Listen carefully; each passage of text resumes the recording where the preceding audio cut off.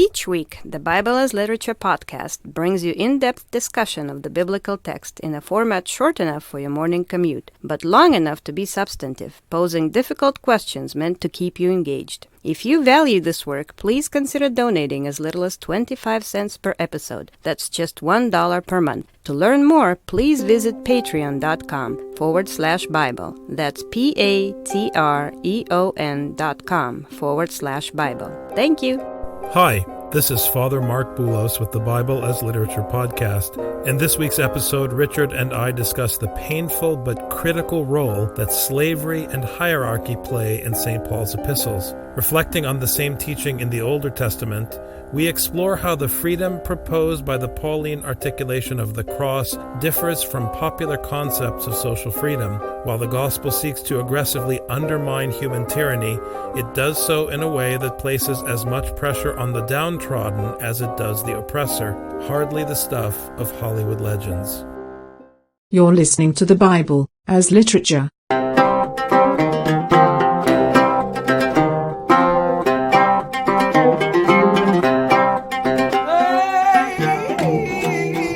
This is Father Mark Boulos. And this is Dr. Richard Benton. And you are listening to episode 30 of the Bible as Literature podcast. Recently, we've been talking a lot about the epistles of Paul and the ideas that keep coming out from those epistles. The way that the epistles are in our liturgy, they seem to get short shrift sometimes. We don't have feasts that go around the epistles. It's always around the Gospels. But I think our conversations about Paul's epistles have been so fruitful. Just today we were talking about slavery and how slavery works in Paul's epistles. And it's such a common theme. I mean, you see it in several of his letters.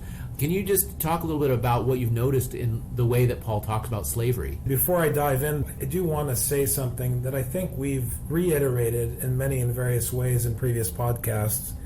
The New Testament is systematic. It's a systematic whole that integrates with the systematic whole of the Older Testament. And there is a storyline to follow from one book to the next, all the way from Genesis to Revelation. Now, another assumption that I make is that the system of the New Testament is woven around the Pauline school, the Pauline tradition. I don't know if I've been that explicit in the past when I've talked about Paul's letters, but I believe that the Pauline school is that around which the entire New Testament is woven. It brings the whole canon together. That's the story. The story is the teaching.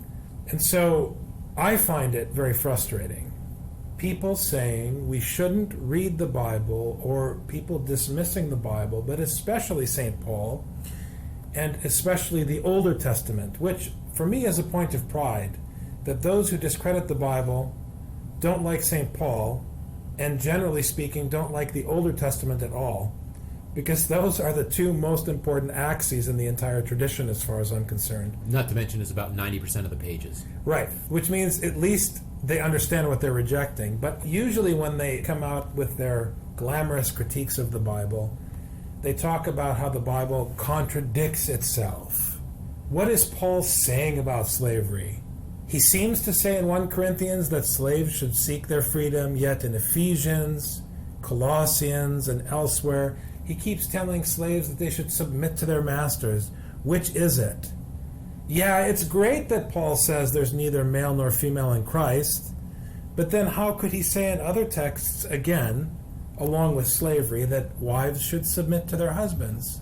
These are important questions. Now, most will read that and dismiss Paul and say the Bible is to be cast aside. Those who want to cling to the Bible because of nostalgia or religiosity will say, well, Paul couldn't have been right about everything. Maybe these are just dated opinions that he had, but the real issue is X. So they filter the Bible, and suddenly you have something else other than the Bible. I really think it's important to make sure that we understand the context of each of those quotes. I mean, it's like saying, if you were to take a single Supreme Court justice and go through all of his opinions and say, oh, there's a sentence in one opinion that contradicts the sentence from another opinion, this justice has nothing to say. That's what they're doing. It's a form of proof texting that's easy to do because the Bible is so hyperbolic in its examples. it's written in such a way that no matter which culture it's planted in, there's tension and struggle with what it's saying. But if you accept the assumption that the text is an integrated whole, a system, which I think bears out in the content overall, then you have to deal with these contradictions. I don't think that Paul's statements about slavery are dated outliers, nor do I think his statements about the relationship between women and men are dated outliers. I don't think Paul is advocating the cultural values of the Roman Empire. Far from it. Paul is not advocating anything humanly speaking. He's giving us the bread of life, the divine word, which means the burden is on the addressee of the text to figure out why Paul is saying here that, go ahead and become free if you can be free. And over here he's saying submit. And you can never figure this out if you don't deal with the actual, as we were talking earlier, the actual content of each of his letters, which lay out a specific argument in a very narrow context. And then, as you've done with the Book of the 12, take all of his letters and piece them together to see how it integrates into a whole. But it's more interesting than that, because you can't really understand Paul unless you first go back to the Older Testament, which deals with the same questions. When Paul talks about slavery, he is exegeting the prophets in a Roman context. I get frustrated, and those, again, who have been with the podcast for a while have heard me repeatedly hit on the issue of hierarchy and authority with respect to the teacher. But it isn't just about teachers. It's about parents. It's about people with a particular station. It's so easy for people who buy into the propaganda of our culture and the propaganda of our times to assume that they are taking the moral high ground in their egalitarianism. And then they impose this on the churches. They impose this on Scripture. But in doing so, they themselves are jeopardizing the teaching of the gospel, because the gospel hinges on these questions. The gospel hinges on the tension of dealing with people in authority. So if you strip away the importance of authority and put everyone on the same level so that we can all be comfortable, the gospel cannot impregnate the church. Well, and slavery then makes no sense. Slavery makes no sense, and slavery is a key requirement of the teaching. It's funny, I just finished reading the Harry Potter series to my children, and my wife, every time I read this part of Harry Potter to the kids, is moved. And it's the scene in the last book where Dobby, a slave who was set free, now sacrifices his life for Harry. He's choosing out of love to put himself under Harry Potter. He was set free not to serve Harry Potter, but to serve love in freedom, which serves the station of Harry Potter. Dobby's service in freedom puts Harry to shame, and this is why Harry insists on digging the grave with his own hands in doing service that is unnecessary, humanly speaking, but necessary for love. And Harry learns the lesson of what it is to be a slave who is free, who is a slave to love, and not a slave to another human being. J.K. Rowling is exegeting 1 Corinthians. So, getting back to Paul, as I said, you have to understand the Older Testament to understand why Paul is insisting on slavery in a Roman context. In the Older Testament, God is using Israel's opponents at all times in the prophets. And he does the same thing in the historical writings, but it's brought down to the level of the characters. Abraham is always dealing with the ancestors of the enemies of Israel in the story of origins and so forth. It's always the ones who you expect to be the savages who deal charitably with Abraham and his descendants. And it's the Israelites who are always the ones that are abusers. We've talked about this again and again. But in the prophets, God is always seeming to take the side of the people who he should be fighting. This played out very painfully for me in our discussion of Israel and Palestine. Because as a Palestinian, as much as it burns me and boils my blood, I have to accept that the only reason the Israelis have any power, and this is not an historical statement, it's a functional statement, is for the same reason that Pontius Pilate had power over Jesus Christ. Does that mean Pilate is right? Absolutely not. It means that I have to bow down. That's it. That's my place. So when Paul now addresses the issue of slavery, and he's talking to a Roman audience, where slavery is a main feature of the societal infrastructure, where the paterfamilias, the Roman patrician, is a pillar of the societal infrastructure, where his oppression of his wife is a mainstay in Roman society. How else is Paul going to hit at people with the gospel? You can't convince the Romans in late antiquity in the first century that the Assyrians are going to do any damage to them. So you come from another direction. You hit them where it hurts. And what's striking is that just as God hit Israel while it was down, Paul hit the slave and the oppressed woman while they were down. Yes, hierarchy is oppressive. And the word of God was given to set you free from the tyranny of hierarchy. But you can't free yourself. Israel cannot take up arms against Pharaoh. In the same way, the slave cannot rebel against his master. You have to allow God to set you free. But the way that God sets you free is through his instruction. And all his instruction says is that you have to love one another. You have to love your neighbor. So, slaves, the way that you are set free is by obeying the instruction, not by saying there shouldn't be masters, but by obeying the instruction to submit to your master. But know that if you are doing it out of deference to Christ, as Paul says in Ephesians, then you are not the slave of your earthly master. Now in 1 Corinthians, when he says, look, if you can become free, never mind. It doesn't matter, you're dust to dust. This is all temporary. Now, to someone who believes in the power structures of the world, this is a very problematic statement. This is why the cross is folly to them. Because when I say to you, who cares about government power? It's irrelevant. If you can't accept that statement, then you don't accept the cross. You believe that the power of government is real. And if you believe that the power of government is real, you don't accept that it's temporary, then you can't say never mind the way Paul says never mind.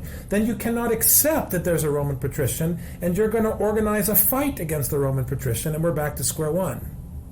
But if you accept the gospel of Jesus Christ, then you know that the station of the oppressor is temporary, and you know that because it is temporary, the only thing that matters is the teaching which is eternal, that instructs you to bow down in love.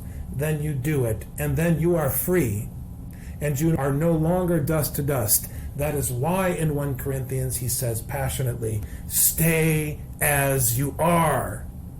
Do not tell me that I have to change, and do not tell me that you have to change.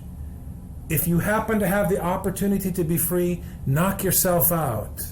But you're going to die soon anyways, so don't place your trust in that freedom, because it doesn't matter. So it's not necessarily better to be a slave. It's not necessarily better to free yourself. It's irrelevant. It's irrelevant. It's like when some ascetics tried to use Paul to say it's better to be single. Paul's not saying it's better to be single or better to be married. He's saying, Yanni, I don't care. It's irrelevant. For me, it's an advantage to be single because I can write my epistles. Just settle it. Get in a situation where you can function because we have work to do. An old wise Arab cannot deal with an American teenager who's trying to figure out whether or not they should marry a girl. I mean, are you breathing? Is she breathing? Do you enjoy talking to her? Then why are you wasting my time debating whether you should get married? Make a decision and get on with it, because life is short. You know, we have lost this practical way of thinking now. Everybody wants to sit back as though they're eternal and spend, all this time, what should I do with my life? What's my place in the world? You have no place. You're temporary. This is the urgency. Now, people usually say what Paul is saying is that you should stay a slave because Christ is coming quickly anyway. Fine. I'm okay with that. As long as you understand the metaphor of the Lord coming quickly as a metaphor which pertains to the fact that there is no time. You have to, as Paul says, redeem the time. It's not a theological statement. Redeem the time doesn't mean go back in time and undo the sins of the past. Redeem the time means don't waste time. The days are evil. Let's get busy. So, on the one hand, he's setting you free from slavery in the way that J.K. Rowling sets Dobby free from slavery. But he's saying that the only value of being set free is so that we can get busy doing the work of the gospel, which is why I love her character so much. What he is doing is trying to remove the paradigms that we biological human beings who live under masters and under governments and under oppressors of all different kinds, and removing that as a paradigm and saying that paradigm is just simply irrelevant. You need to put it to the side so that the only paradigm you have is service for the sake of love. Exactly, because the issue is the life of the world. If you want to understand what I'm saying about Paul, go watch the old movie about H.G. Wells' Time Machine. Tell me about the importance of your government's power when you see how civilizations rise and fall in that one little plot of land in London, until finally you get to the end of civilization and everyone is stupid and the books are failing. The reason that's the situation at the end of civilization is because the clergy weren't doing their job of teaching and preaching. It's as simple as that. We are fighting for an alternate end to the timeline where the gospel is still preached and where people are still fighting to love each other, irrespective of all the temporary kingdoms of men that have risen and fallen. That is what is at stake here. It's a big deal. God created life, not for us to squander. So the gospel is not only teaching you to love, but it's also the means by which you are able to love. Absolutely. Absolutely. And you are set free only to love, not for you.